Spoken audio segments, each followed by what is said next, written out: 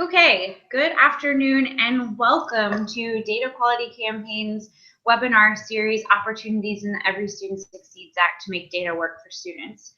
My name is Brennan Parton, and this week I'm joined again by my colleague Rachel Anderson for the third in our series. This week we're focusing on rounding out the picture, a few opportunities that we've found in the Every Student Succeeds Act to really get that fuller picture of student and school success. As a reminder, this is a summer-long conversation. We're going deep into August, talking about how to make data work for students and just using the Every Student Succeeds Act, or ESSA, as a platform for states to think about the opportunities to leverage the power of state data. Just as a reminder, last week we talked about opportunities in ESSA to use data to support strong teachers and leaders. And I was joined by our friend Sandy Jacobs, Education Counsel, and the conversation really focused on equity. The focus, the Every Student Succeeds Act at the end of the day is a civil rights bill. It's a piece of legislation that's meant to promote equity of access and of outcomes for students. And the message that it's sending about high quality teachers is one about making sure that every student, no matter their zip code, and especially those students who need the most help and the most support, have access to high quality teachers. So that was a timely and important conversation, and I can't wait to see what states do in their efforts to think about how they define high quality teaching and make sure that students across the state, from urban to rural and everything in between, have access to a really great educator workforce. Each week we do a little bit of a reminder of what we think at Data Quality Campaign about ESSA and some of the ways that, high-level ways that we think states should be approaching implementation of this law. Foremost, ESSA is a data bill. It's a bill that reinforces the legacy of its predecessors, especially No Child Left Behind, in using information to eliminate what's working for students and what isn't. And there are really four key takeaways that we like to highlight about this federal education law. And one is that this is an opportunity to reset the conversation. One really important way to do that is states have an imperative in our mind to really think about shifting from a culture of compliance and box checking and just meeting accountability system needs to one that's about service and putting school systems and policies and ultimately data, which is important to us at DQC, to work for students, especially in light of so much pushback and concern over the past few years around topics like Common Core and assessment and even student data privacy among parents and the public. This is an opportunity for states to step back and say, hey, we've been listening to you, and here's the strategic and systemic vision for our schools going forward. Two is, and one that's really important to us at Data Quality Campaign, is it's an opportunity to use data in different ways.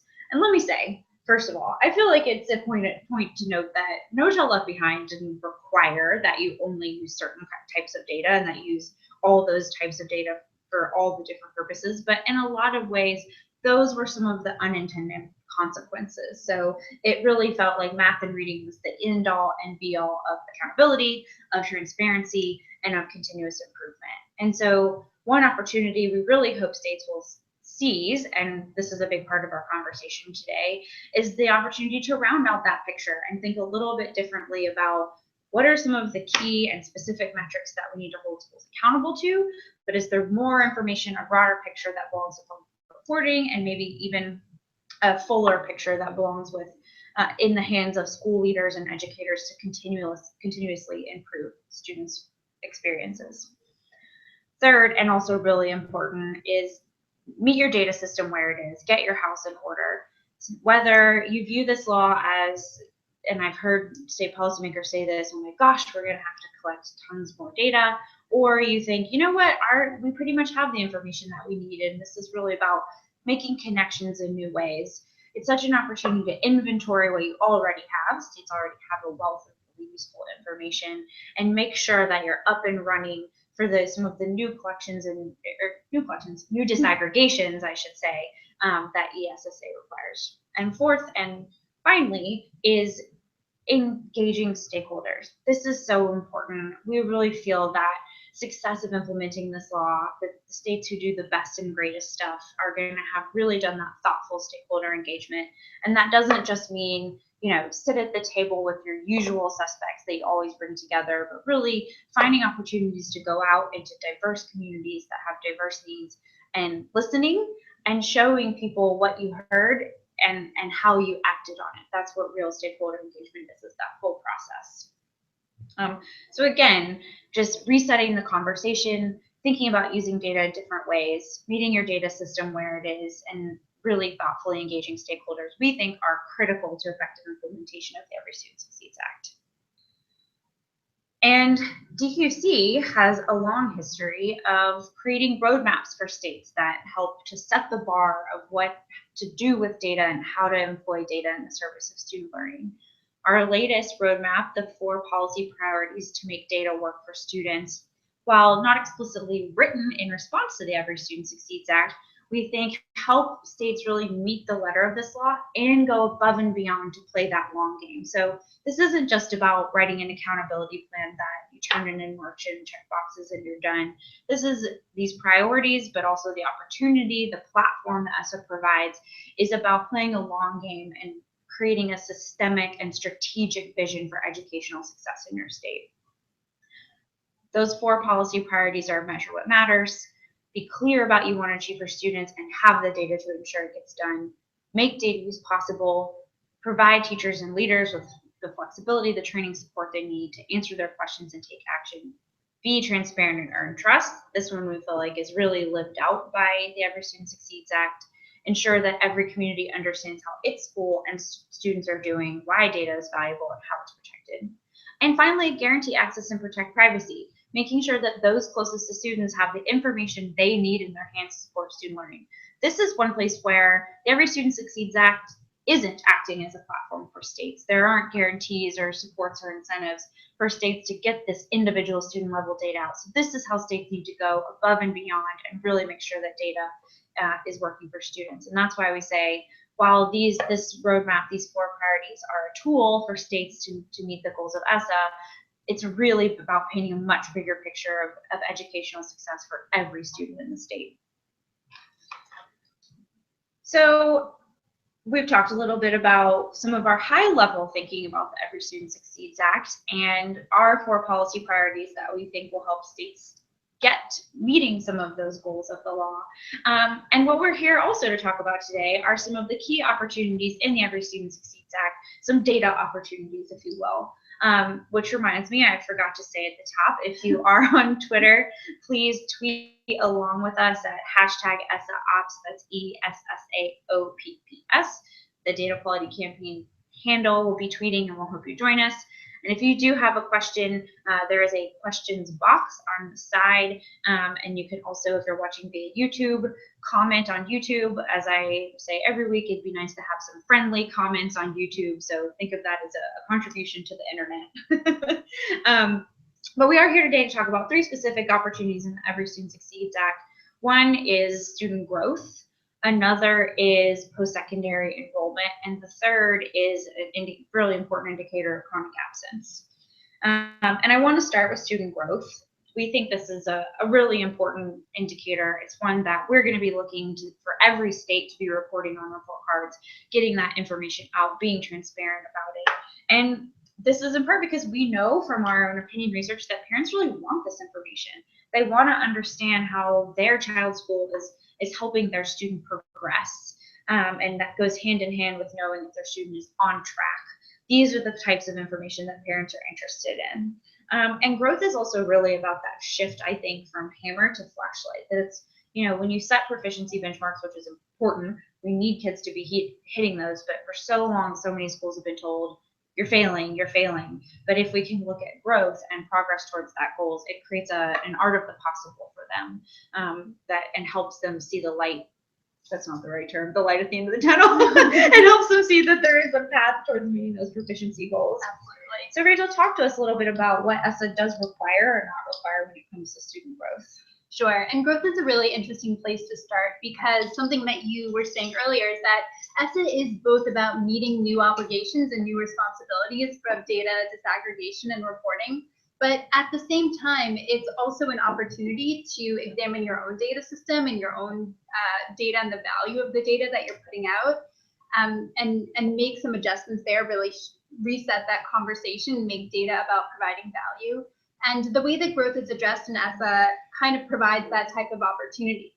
So the law does give states discretion over whether or not to include student growth in their report cards and accountability systems. But at the same time, this indicator is called out explicitly as a recommendation for a measure in elementary and middle school. The law says if determined appropriate by the state, this would be a good indicator to choose. And in addition, ESSA Title I in the allowable use of the state assessment grants does give states some resources to develop and improve models that measure student growth and learning. So not explicitly required in accountability systems, but some signals that the law thinks growth is a valuable measure and even provides some resources to help get it done. Right. So we are really hearing from Congress the signal that they think growth is important, while also treading that line of not wanting to be overly prescriptive in the choices that states make. DQC is willing to go a little further and say we do think that there needs to be absolutely transparency on state report cards, so that one-stop shop about school and district performance growth should be included among that broader transparency picture that states are providing. And further, the real opportunity to go above and beyond here is to make sure not only is that information publicly available so that taxpayers and communities can understand the health and progress of schools, but making sure that it gets into the hands of parents and as educators. So it goes back to that thing, to the piece I was talking about before about guaranteeing access and protecting privacy, is where states need to pick up the mantle and make sure that really important indicators that can help tell a really rich picture about student success get out to those closest to students. Exactly. And an important point about all of the indicators we're talking about today is that as important as it is to report them, it's at least equally important that they're actually being used. Right. We're not just talking about calculating and reporting these indicators for the sake of doing it or because it is or isn't an ESSA, but this is an opportunity to build on ESSA and provide real value to the public with the data that you're collecting and using. That's a great point. Not data just for data's sake. Right. Another one that's become a little bit of a personal soapbox of mine is this piece around post-secondary enrollment. This is another place where Congress signaled that they find this to be an important indicator, but maybe didn't go whole hog in telling states what they can and should do with this information. Talk a little bit about what ESSA does say about post-secondary indicators. Sure. So ESSA encourages states to collect and report information about enrollment at in-state public colleges and universities and post-secondary programs. The phrase that they use is to the extent practicable. Also, the law encourages states where the data is available and as practical to report enrollment at out-of-state universities and even private post-secondary programs. So as you say, they're sort of starting to lay the groundwork for acknowledging that these are really important indicators where kids are going after high school, but doesn't yet require the whole kit and caboodle. So that where available, where practicable information language is interesting because based on our analysis of the data quality campaign, we know that every state has the ability to collect and report this information. While it's in varying degrees of quality, and states can do this basically. And now that they are being required to report that cohort graduation rate, we really think it really rounds out that picture to report these pieces of information side by side. They're going to have this truth in advertising issue. I keep saying, if you're reporting this 85% high school graduation rate, but then what happens to those kids after, especially as we know that those degrees are increasingly not the foundation to career-long success. And as another additional part of this, sort of providing a bigger, more broader and richer picture of post-secondary enrollment, the ESSA also asks that states include and publicly report on any additional information that will best provide parents, students, and the public with information about school progress. The example they give in the law is career and technical education program enrollment, although of course the directive here is really to engage with your community and figure out what additional post-secondary indicators would be useful. So this is another place where the law isn't requiring that states report this information, but it's really saying, please look at what your community needs and try to report more that would be valuable. And just to illustrate, going back to that post-secondary enrollment piece a little, in states where they've really embraced what's called high school feedback reporting, so being able to feed that information about post-secondary success. So when I say success, it's enrollment, but also remediation, retention, those other types of indicators. Back in high schools, for instance, in Kentucky, they've seen when they focused in on that indicator and focused in on the importance of that success after high school, that they did see college enrollment go up, that schools found strategies to support their high schoolers to become college ready and go on to enroll. I lost my train of thought. Sorry. Oh, but point being, this is important information, particularly to that school leader level, but also absolutely to communities. Again, we know that parents want to know, is my child's school preparing my student for life, basically? And post-secondary enrollment is an important indicator of that. So asking states to go above and beyond what Congress laid the groundwork for there. Another piece that's exciting in the law is chronic absence. So just to do a little bit of illustration about chronic absence, I think a lot of people think about truancy or attendance. Often average daily membership or average daily attendance is currently reported on state report cards. And that just doesn't go far enough to help us understand when kids are really in school, and in school enough to stay on track for success. So getting those good grades, really engaging in the content. And I think people are often surprised to know that chronic absence means missing as little as a couple of days a month. But as that adds up, it can really put kids at risk for falling behind. So talk a little bit about what ESSA has signaled and required on chronic absence. So this is somewhere where ESSA really has come out and required the reporting of this information in a little bit in contrast to some of the other indicators we looked at earlier where states have a little bit more discretion. But ESSA does require that state report cards include a measure of chronic absenteeism. The most recent regulations from ED suggest using either 10% of days missed or 15 days. But our friends at Attendance Works, who are really the industry leaders on this issue, recommend using the 10% missed requirement. That's a definition that's already in use by a lot of other federal agencies and just contributes to the alignment and consistency there. And this also, while ESSA does require it in state report cards, this is a place for states actually to think a little bit about accountability. So the new accountability plan requirements under ESSA require that states include a non-academic measure, and many states are thinking about using chronic absenteeism as that measure, because as you had alluded to earlier, it's such a powerful measure that gets at so many things. It's easy to move the needle and improve. So while data, especially chronic absentee data, is really most important to get it into the hands of those who can actually do something with it, getting it to teachers, getting it to school leaders who can be in touch with families and find out what's going on there. As important as it is to use the to report the chronic absentee data, it's perhaps even more important to use it. But even so, there are new opportunities in ESSA to, of course, report it, which is a requirement, but also to consider it using FIT for accountability.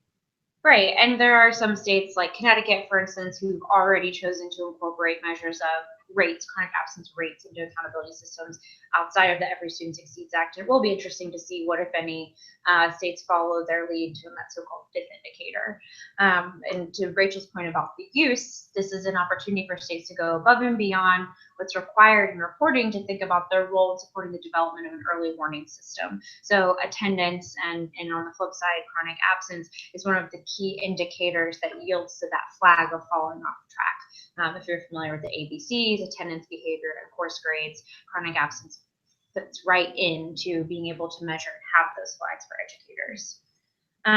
The other thing that I think is really exciting about chronic absence is that it's one data point that helps you unpack a lot of issues for students. So for instance, in the early years, and particularly in kindergarten, students who are chronically absent are frequently absent because of health reasons. As they get older, it may be more about transportation issues or bullying or even needing to have a job. So it's one piece of information that we know a lot of states already have the capacity to collect and analyze and report that helps you unpack a lot of student issues down at that school level. And the nice thing about it too is that the solution a lot of times is just to call home, to call parents and let them know, hey, did you know that just missing a couple of days a month here and there puts your kid at risk of falling off track. And we know that schools and districts have found success with that solution. Certainly not the silver bullet, but it so often can be the simple solution to preventing chronic absence. And all they needed was that information in their hands. I do want to do a shout out. Rachel mentioned Attendance Works, which is a great organization that focuses on chronic absence. I'd also like to do a shout out to our friends at the Healthy Schools campaign, who focus on really making sure that students have healthy school environments, which means things like air quality and all that good stuff. They have convened a working group around this and are thinking a lot about the relationship between chronic absence and health. So since our theme today is about rounding out that picture, this is one that helps you get more at that whole child. It's a great point. Yeah. All right, so we've told states they need to focus on this stuff. We want them to go above and beyond what the foundation, the platform that every student succeeds at creates. How do they do it? Well, first and foremost is something that we've both mentioned a few times, even just in the last 20 minutes, and I know it's come up in these other discussions as well, which is the importance of engagement with your stakeholders, especially families and members of the public. We say it every time, but it really bears repeating. The way that you develop something that people will truly value and use and help support and help you build is by including them in the creation of it, making sure that it fits people's needs, making sure it's getting information that they want into their hands. And ESSA, even just in these 3 indicators, does sort of introduce a few places where engagement might be really helpful. Obviously, most explicitly in the post-secondary enrollment section, where the law asks that additional indicators that are of use to the community in understanding school progress are included. So that is a primary example where really engaging folks in your community and finding out what would help them understand their schools better will help you not just meet the obligation of the law, but also provide data in a way that's actually useful. Yeah. Exactly, exactly. After engagement, this is a great time. You've mentioned the idea of resetting the conversation. This is also a great time to reset the conversation on your data quality. So go back, meet your system where it is, examine the quality of your data. If you're not confident in the data that you're getting from districts, what can you as a state provide in terms of services that helps your districts make sure that they're reporting great data that you feel comfortable reporting and that will actually be useful to people as you hand it back to them. And there's no better tool for data quality than transparency. Exactly. Once you start getting the information out, people are going to want to make sure that it's correct, but you've still got to support districts in getting there. Exactly. So really using this as an opportunity to reset the conversation on your data quality. The transparency is a huge piece of it, and also helping your districts be ready to meet these new challenges. Of course, privacy, again, this is something we bring up every time, but it truly bears repeating. Privacy is not at odds with great data use. Privacy is, in fact, a vital component of good data use. Going back to the transparency, if people can't trust that their data is being protected and they don't understand how it's being used, of course, they're not going to be interested in using data in education. So this is really a time to think about your privacy policies and practices, making sure that you have those really best practices around privacy and security in place, and are also communicating about it and being transparent about what you're doing. And relatedly, data governance. And this is, nothing can be a true panacea in education data, but this probably comes the closest. So this is really an opportunity to, again, meet your data system where it is and make sure that you're maintaining a good P20W data governance body, and make being the steward of public reporting one of its roles. So really bring your governance body into these new responsibilities under ESSA and help them meet your obligations, and also have them help you provide great public reporting that goes above and beyond as well. You just heard Rachel say P20W, and just to be fair on acronyms, that means spanning the pre-K through K-12, post-secondary, and the workforce system. One thing I didn't talk about when we were talking about post-secondary enrollment is it's such an opportunity to take a look at the data linkages in your state. So Data linkages are the best way to get that enrollment indicator done between K-12 and higher ed. This is also an opportunity to think about what other types of systems do you need to link, on that piece about indicators important to the community. If they're asking for a whole picture of kid success, it's really up to these governance bodies at the state level to be thoughtful about what information needs to be appropriately and securely shared to really support student learning and round out that picture. Yeah, that's great. So there is more to come. We are continuing this conversation, like I said, throughout the summer. In closing for today, I just want to recap that ESSA is a data bill, and it provides you the opportunity to put data to work for students, really make sure that data is getting into the hands of those who need it, including through vehicles of transparency, so that aggregate level information on a high quality, visually appealing state report card, and also that piece where you get that more individual level information into the hands of people. That's really pushing past the letter of the law to truly make data work for students. You saw the slide pop up there for a second, so we do have a few more webinars, I think 3 more webinars left this summer. Next, in two weeks from today, I think, Wednesday, August the 3rd at 3 p.m., we're going to be having what I expect is going to be a very interesting conversation with Marguerite Rosa about the new per pupil expenditure requirements in the Every Student Succeeds Act. And Marguerite, I think, will have some really interesting things to say about the challenges for states to make that information available, but also the kinds of decisions that we hope that information can drive down at that school and district level. And I also just want to plug that we are not the only ones talking about the Every Student Succeeds Act, which is why we're so thankful when you tune in and listen to our webinars. There is a lot of information out there, and we appreciate you viewing DQC as a source. And I also want to plug our friends at the National Parent Teacher Association, the National PTA, are doing a webinar about this really important topic of family engagement in the Every Student Succeeds Act next week on July 27th. So tune into them, tune into us, go to dataqualitycampaign.org to learn more, and we will see you next time. Thanks.